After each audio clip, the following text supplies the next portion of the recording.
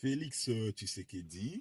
L'actualité a été brûlante pendant l'année 2016, notamment à cause de la fin du mandat du président Joseph Kabila.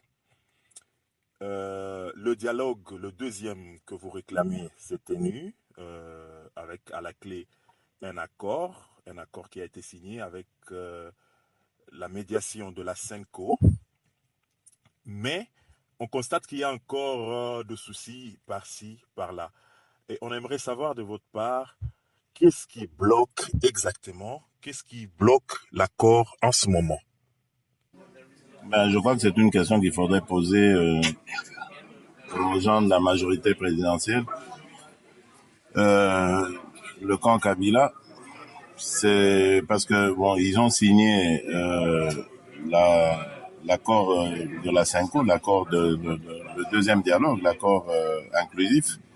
Ce qui est étonnant, en revanche, c'est que depuis lors, ils trouvent toutes sortes de prétextes pour retarder la discussion sur l'arrangement particulier. L'arrangement particulier se devant être une annexe à l'accord. Donc, c'est-à-dire, c'est la mise en pratique de l'accord. Donc, comment est-ce qu'on va mettre en pratique ce dont nous nous sommes convenus dans l'accord? Et c'est à ce point que il marque beaucoup de pesanteur. Ils ont la première fois, c'était qu'ils n'étaient pas prêts. Donc ça, c'était le mardi qui a suivi le 31 décembre, jour de la signature. On devait se retrouver mardi. Ils ont dit qu'ils n'étaient pas encore prêts. Ils ont demandé à ceux que nous envoyions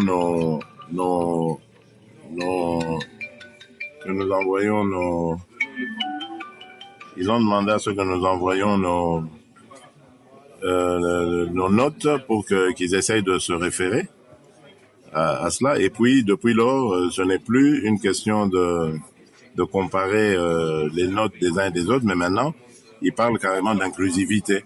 Bon, nous apprenons que le MLC, finalement, et le front dans lequel il fait partie pour le respect de la Constitution, vont s'impliquer, vont signer. Alors, nous allons voir quel sera encore le prétexte qu'ils brandiront pour refuser de venir discuter avec nous. Mais en fait, le problème est là.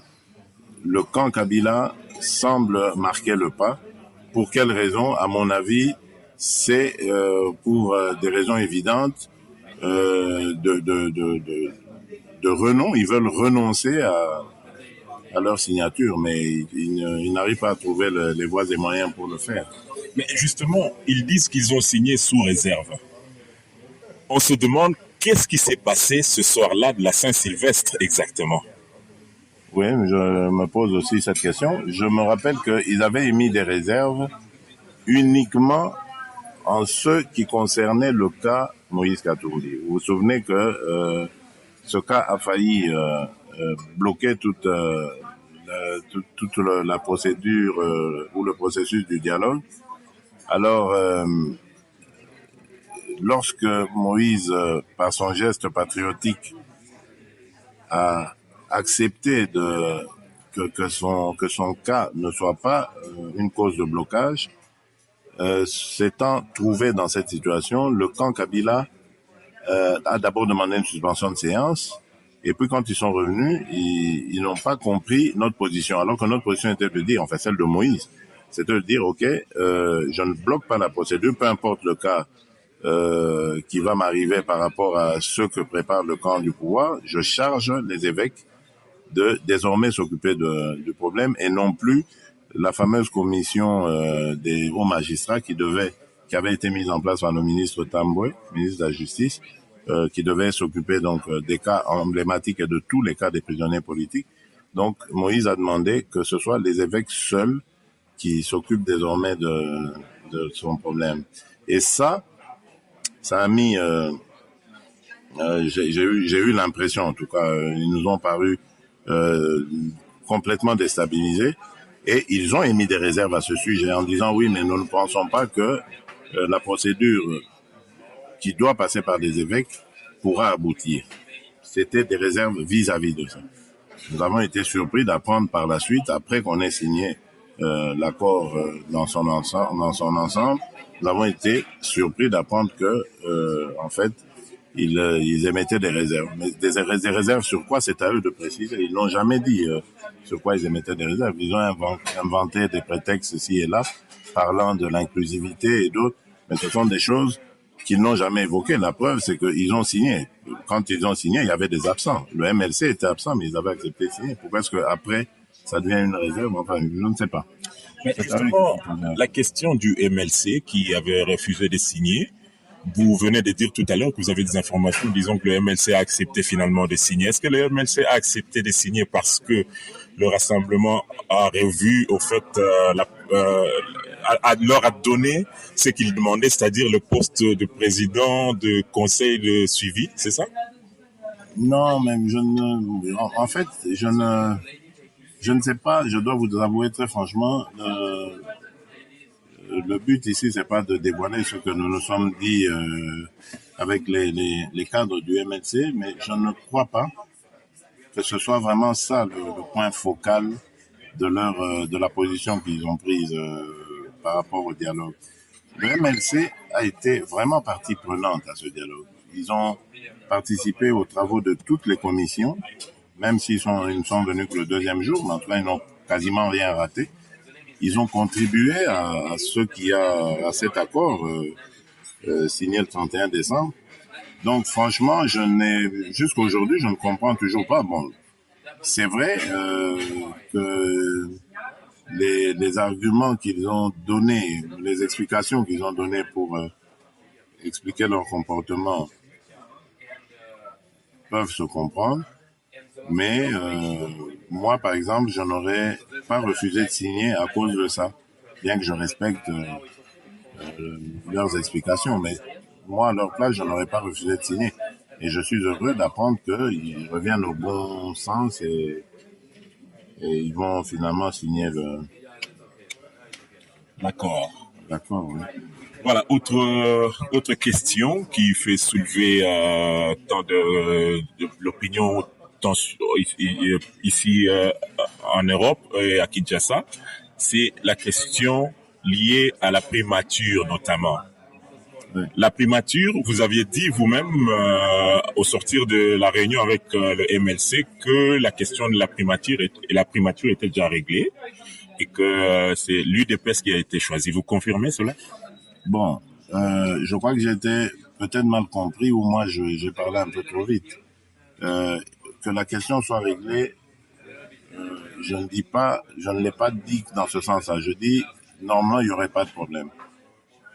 Parce que en discutant comme ça avec les amis, bien avant d'ailleurs qu'on arrive à ces conclusions du dialogue, il était bien entendu que la primature aille d'abord au rassemblement et puis à l'UDPS à l'intérieur du rassemblement. Mais évidemment, je n'avais pas prévu qu'il y ait des réactions contraires ou des avis contraires, ce qui est tout à fait démocratique et légitime. Donc, moi, je l'ai dit non pas pour provoquer, moi je l'avais dit parce que c'est ce que je savais qui devait se passer, mais je ne savais pas que ça devait passer par de nouveau un entendement commun, une position commune. Bon, c'est peut-être ça que j'ai omis dans ce que je faisais. Ben, tant pis pour moi. Moi, je ne voulais pas faire cette interview. J'étais très pressé. Je voulais me débarrasser des journalistes parce que je partais à un rendez-vous. Je voulais pas arriver en retard. J'ai répondu assez rapidement, sans trop réfléchir. C'est pas bien. Autant pour moi. Donc, maintenant, je crois que le plus important, c'est que le calme revienne dans nos rangs, et c'est le cas. Et tant mieux, il faut regarder l'avenir. Vous savez, ce qui va arriver est plus difficile que ce qu'on a déjà fait. Il faut réussir le pari que nous nous sommes lancés à travers la signature de cet accord. Donc, il faut réussir l'exploit d'organiser des élections crédibles à l'échéance de décembre 2017. Donc, nous devons absolument rester concentrés et unis plutôt que de nous disperser avec ces problèmes de primature, etc. La primature n'est qu'un moyen, mais ce n'est pas une fin. C'est un moyen d'arriver à nos fins. Donc, il il faut bien se concentrer et non se laisser distraire. Félix Tshisekedi parmi les potentiels premiers ministrables? Bon, on le dit, hein. On le dit et je vous dis très franchement, si la mission m'est proposée, je ne dirai pas non. Je me bats depuis longtemps. Je suis dans la politique depuis très longtemps. Je suis cadre du parti depuis plus de 20 ans. Je crois que j'ai mon idée sur ce que peut être la République. Je pense sans prétention aucune pouvoir être un bon Premier ministre. Je pense que je peux faire face aux défis actuels et réussir surtout ce qui est l'objectif de l'accord signé à la Cinco, c'est-à-dire réussir une alternance pacifique, des élections démocratiques et aussi atténuer un tant soit peu les difficultés quotidiennes de nos compatriotes et à lutter contre la corruption. Notre avant-dernière question, Samy Badibanga notamment a fait savoir qu'il refusait de démissionner de son poste pour laisser la place au Premier ministre choisi par le Rassemblement. Comment il faut débloquer cela? Il faut un nouveau dialogue? Qu'est-ce qu'il faut pour arriver à convaincre cette partie-là? Parce qu'il n'y a pas que Samy Badibanga, mais il y a aussi d'autres ministres maintenant qui refusent de démissionner. Non, moi je ne rentre pas dans ce débat-là parce que je ne suis pas à la base de la nomination de Samy Badibanga. Samy Badibanga, c'est dans quelles conditions il est arrivé là. Et grâce à qui, moi c'est pas mon problème. Tout ce que je dirais simplement, c'est un appel à la conscience. Que vaudra sa résistance à cette logique implacable qui s'impose à tout le monde? Que vaudra sa résistance? Que pèsera-t-elle? Veut-il s'attirer comme ça l'ire de la population, de la communauté internationale? Veut-il être l'élément de blocage de la situation politique nationale? Est-il capable de supporter cela? A-t-il les épaules suffisamment fortes pour prendre ce poids, cette responsabilité sur lui? Je ne sais pas.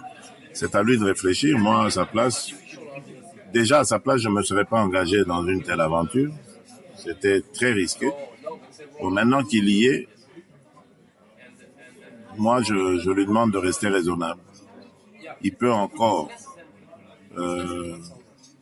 tirer son épingle du jeu. L'entêtement, je ne crois pas que ça a toujours été une bonne voie de sortie en politique. Notre dernière question. Le lancement de la centrale électorale par l'AMP, vous pensez que c'est nécessaire de faire la même chose au niveau du Rassemblement ou vous voyez cela d'un autre œil? Non, moi j'applaudis, je dis que c'est très bien. C'est la preuve que maintenant ils ont compris. Ils ont compris que ça ne sert à rien d'essayer de nous imposer Joseph Kabila. Il a fait ses 2 mandats et qu'il doit partir. C'est dommage qu'il n'ait pas lancé ça avant l'échéance de décembre 2016, du 19 décembre. Ça aurait été bien qu'il le fasse et qu'ils aient déjà un autre candidat et qu'on soit passé à autre chose. C'est dommage qu'on ait perdu des vies humaines, de l'énergie et tout ce que nous avons perdu à vouloir les raisonner. Aujourd'hui, ça démontre quelque part qu'ils sont tournés vers l'avenir. Et cet avenir, c'est des élections crédibles et une alternance. Donc, un départ honorable de Joseph Kabila et l'arrivée d'un nouveau président ou d'une nouvelle présidente élue. Voilà, donc c'est très bien, mais j'espère que ça va continuer, que ce n'est pas que de la démonstration qui va s'arrêter le lendemain. Donc je serais heureux qu'ils continuent, qu'ils désignent le futur candidat, leur futur candidat au présidentiel, Et voilà, tant mieux. Quant à nous, le rassemblement, forcément, nous allons faire pareil. Pour le moment, nous allons nous atteler à faire réussir cet accord, à le faire aboutir, mais chemin faisant, c'est certain que nous allons aussi discuter de ces choses-là et préparer. À l'UDPS, nous en avons déjà une telle plateforme. Nous avons la CEP, la Commission électorale permanente. Je crois qu'elle va être réactivée à cause de tous ces problèmes depuis le retour du président et de tout ce qui est arrivé par rapport à la fin du mandat de Joseph Kabila, que nous avions un peu mis tout ça en veilleuse. Mais je crois que ça va être lancé très vite. Et peut-être ça va aller jusqu'au niveau du rassemblement, parce qu'on en a déjà discuté, les amis et nous. Donc ça viendra aussi. Mais tant mieux que la majorité fasse ça. Félix Tshisekedi, je vous remercie. Merci.